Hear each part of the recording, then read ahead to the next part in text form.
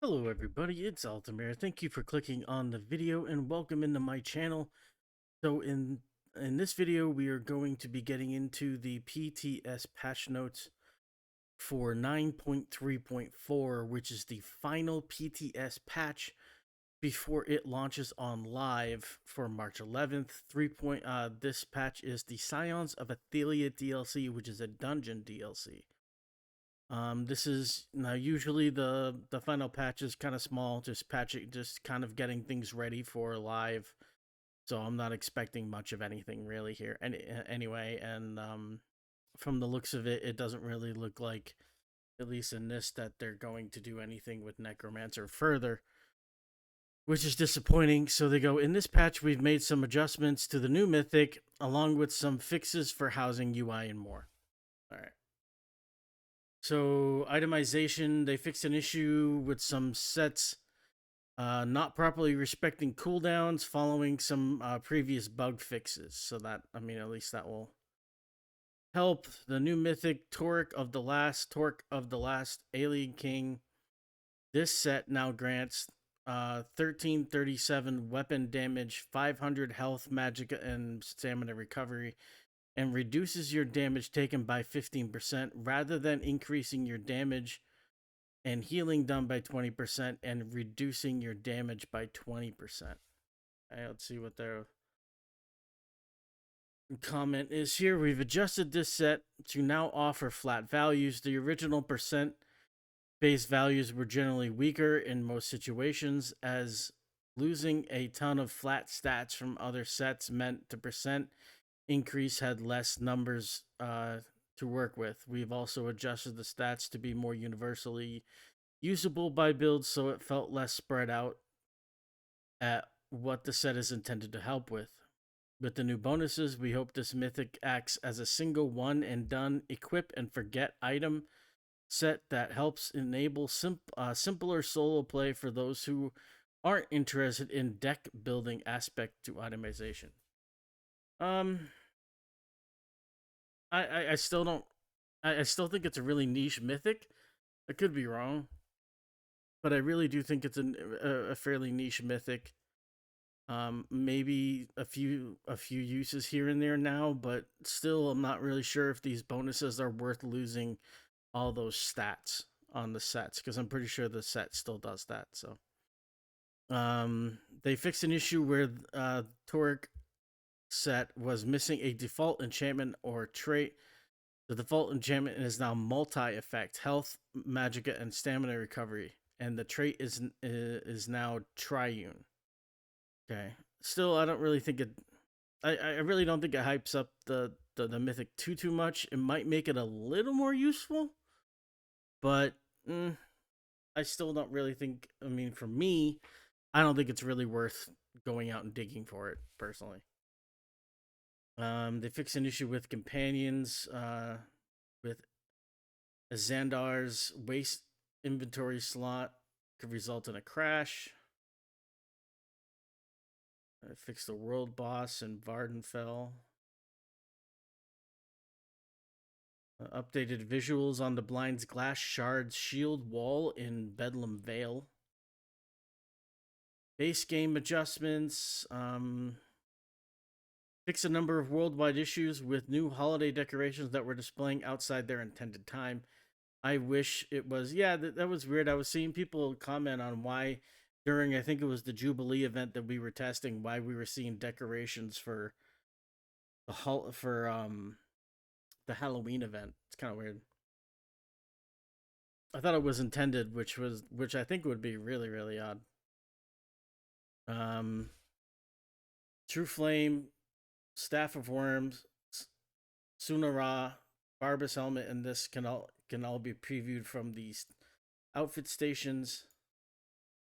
And they fixed an issue with certain world bosses from rewarding the Anniversary Jubilee boxes. You can no longer use the multi-buy function to bypass the maximum number of anniversary confetti needed to complete Jubilee Steed.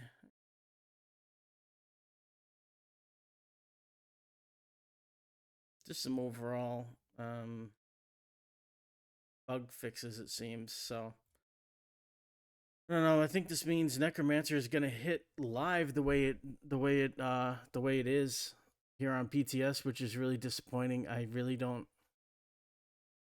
I think that we have that Zos either doesn't play the class at all, or they have a differing vision of what this class is intended to be. I do get that some classes are going to be weaker than others in certain aspects. Like if you had to choose like the best healer, Dragon Knight might not be the way you're going to go.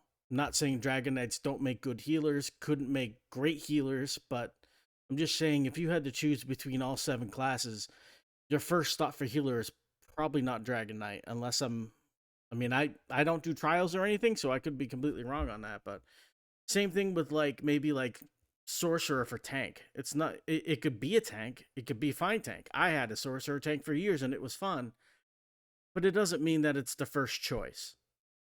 So that's what I'm saying. So I get that there's going to be classes that are good and bad at everything, but I don't think any of them should be as bad as they are at DPS than Necromancer. It makes no sense.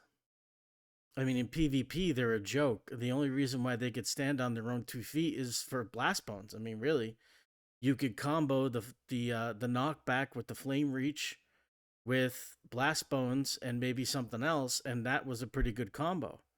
Now, I mean, blighted, you lose the multiplier. You also lose burning. I don't know. A ne- I really do think that Necromancer is in trouble, and they did not improve their stance, and somehow I think they actually worsened their stance, which is kind of an accomplishment when the point was to make them better.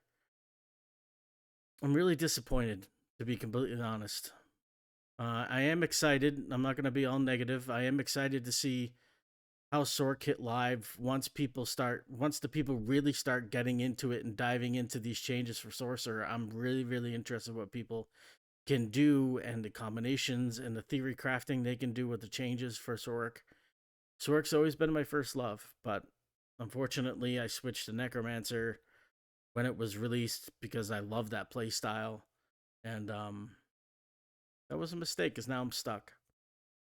But let me know in the comments below what you think of the Necromancer changes and the Sork changes and other class changes. Um, I mean, personally, I know Nightblade is hurting in certain aspects of the game. Don't get me wrong. In one aspect of the game, PvP, they're very, very strong. And in PvE, they're probably, towards the bottom. But Necromancer's at the bottom for all of them, so I don't really see why Nightblade got more changes than Necromancer. Nightblade at least is good at some game mode. The only game mode that Necromancers are good at is crafting. So, I don't know. Anyway, let me know what you think in the comments below. Are you excited for Scions of Ithelia? Are you going to be playing something else until Gold Road comes out and hits the PTS so you can see what changes are coming there? I have to be honest, I wouldn't expect much. I think that just like when Necrom came out, I really do think that they are going to be heavily, heavily, heavily concentrated on scribing. They're not really going to be concentrating on any sort of class changes because they want scribing to hit the ground running. Just like Arcanist did. I will admit, Arcanist was probably the best class release, the best new class release. Sorry, burp. In a long time. So, or ever really. I mean, Warden didn't hit the ground running. I'm not sure if anyone remembers back then, but Stam Warden was amazing. Mag Warden was eh. And then Necromancer just hit the ground flat and just got flattened. But somehow, because of 2 things that weren't related to Necromancer, they were overpowered. But again, it wasn't even Necromancer. It was Harmony trait, Jewelry trait being overtuned, Bashcrow being bugged, not even in doing what it was intended to do, and then Major Vulnerability, which was a debuff that was just a little bit overtweaked. That was really it. Everything about Necromancer sucked, and still sucks. But Arcanist, they did a good job with. Arcanist hit the ground running, and it was a fairly balanced class, and it looks like they learned their lesson, and they're going to be nerfing it slowly, which is, I applaud them for that. So I'm excited. At least I'm excited about those things. But that's about it. I mean, Necromancer. I'm not expecting any sort of changes with them until maybe quarter 3 or 4. You know, but if quarter 1's going to be the one where they do massive combat changes now, and the other ones are just going to be kind of concentrated on one only, then we're not going to get Necromancer changes until quarter 1 of 2025. So I'm not willing to wait that long. Are you? Anyway, so thank you for watching, everybody. Let me know in the comments below what you think. Don't forget to like and subscribe if you enjoy my videos and you want to see more, and I will see you in the next one.